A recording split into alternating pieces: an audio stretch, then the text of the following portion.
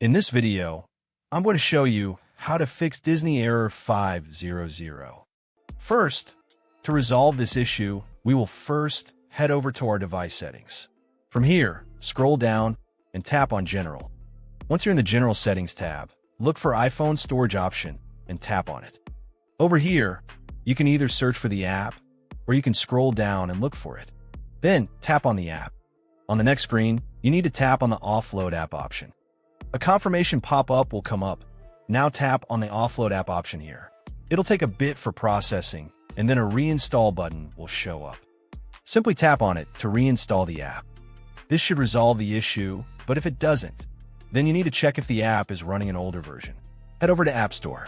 From here, double tap on this search icon in the bottom right corner, and then search for the app. Once the app comes up in the search result, and if you see this update button right next to the app, simply tap on it to make sure you're running the latest version of the app.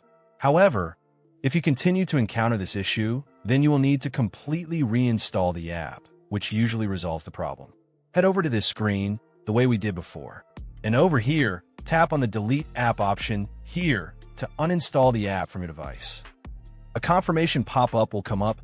Now tap on the Delete option here. Once uninstalled, open up App Store and search for the app in the search bar.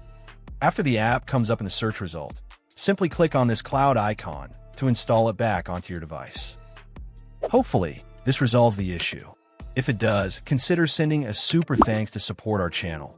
And also don't forget to hit the subscribe button. We'll see you in the next video.